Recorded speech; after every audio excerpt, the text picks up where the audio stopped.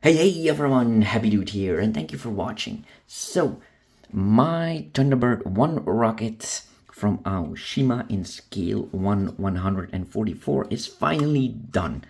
In the previous video, you saw how I built it and that the water decals just disintegrated. So I had to find someone that could make it so it would fit onto this rocket in the correct scale, and he did a fantastic job. And I also added some extra dirt from all the usage in the missions, but I think I went a bit overboard with it. Or do you guys think it's okay? Please let me know in the comments below. So we have some dirt here and right here on the engines, and also here on the wings, and a bit on the nose cone. So all the letters are now present on the rocket, but this video will be mostly about this Thunderbird 1 rocket. It's also from Aoshima, but it's in scale 1/200, and it is made out of die-cast. Okay, so let's open it up.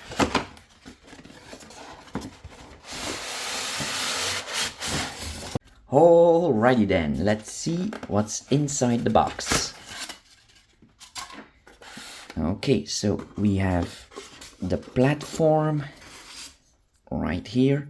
It's made out of plastic. And here we have the wings, a stand, the rocket itself, and the landing gear. And I believe those are the rockets for on the underside.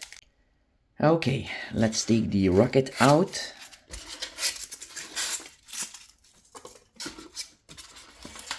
And here it is.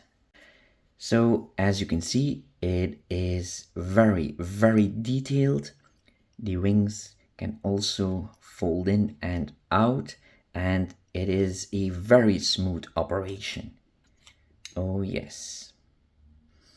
We have TB and TB1 on the engine, and you can see that the edge of the exhausts are bronze colored, and this whole rocket is made out of metal.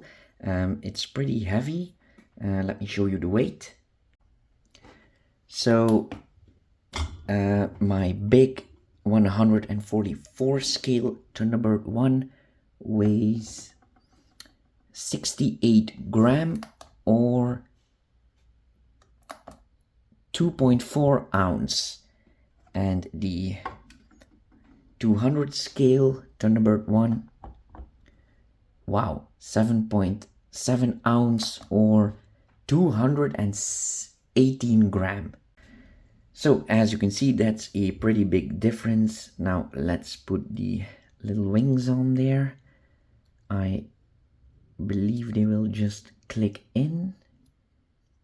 Yeah, not too hard to do.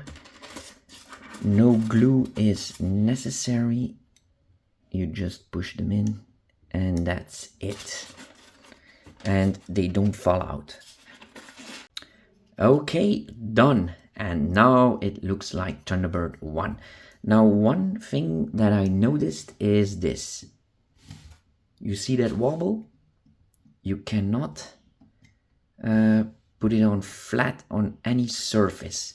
And that's because the middle exhaust is a tiny bit larger than all the other exhausts.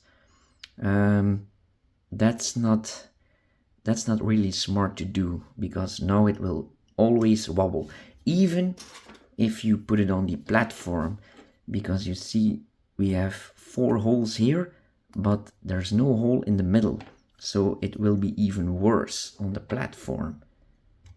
See? Yeah, that's not really that great. Now what you can do to solve this is just drill a hole here, and then the rocket will be a lot more stable.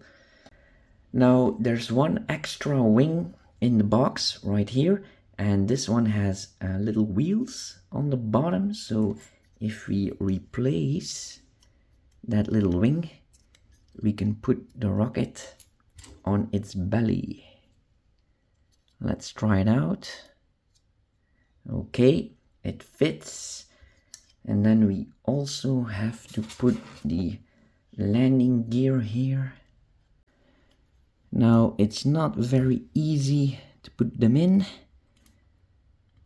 I hope they will stay in place. You don't get any click.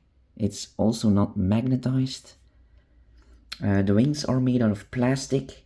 Same for the little wings here, and the landing gear.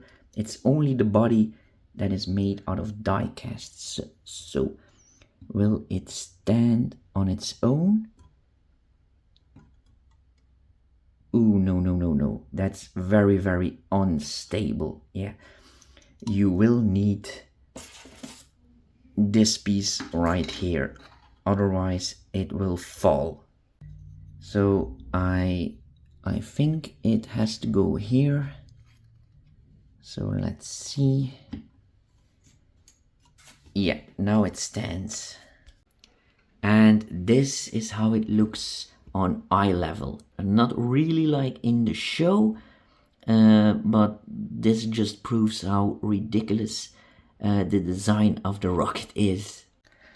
I'm a very big fan of the show, but I can admit that it has many faults.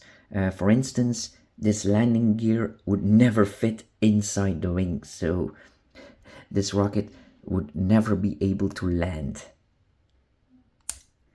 Okay. But this rocket has another very cool party piece.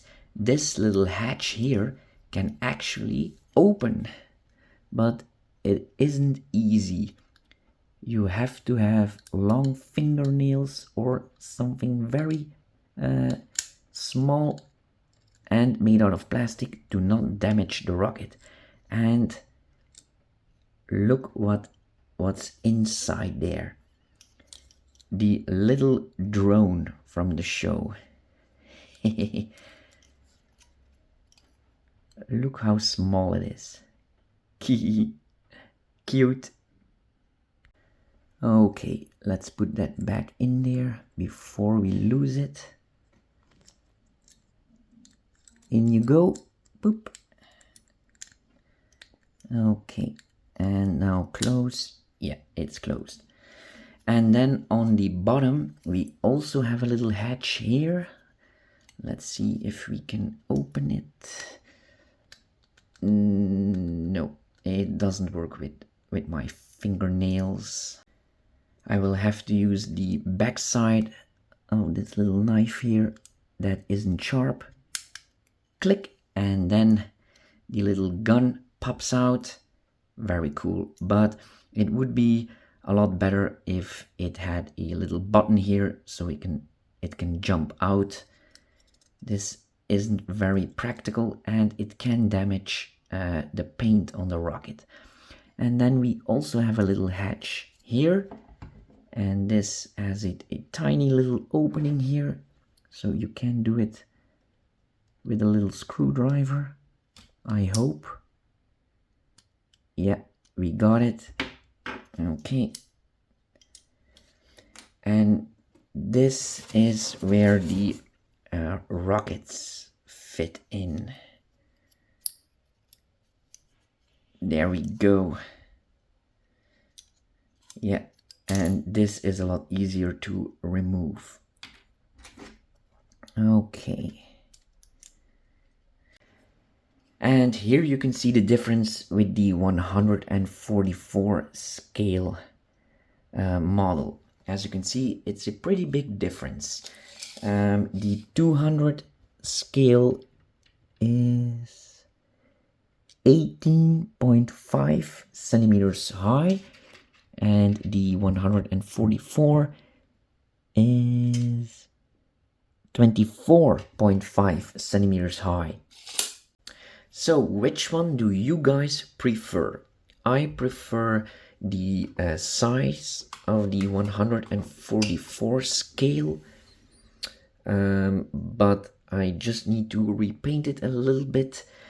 But I do like the accuracy of the colors and all the gadgets that are on the 200 scale version, but it's just a little bit too small and also too heavy to work with, because I'm planning to make some small Thunderbird episodes with it, and this one will be a lot easier to work with.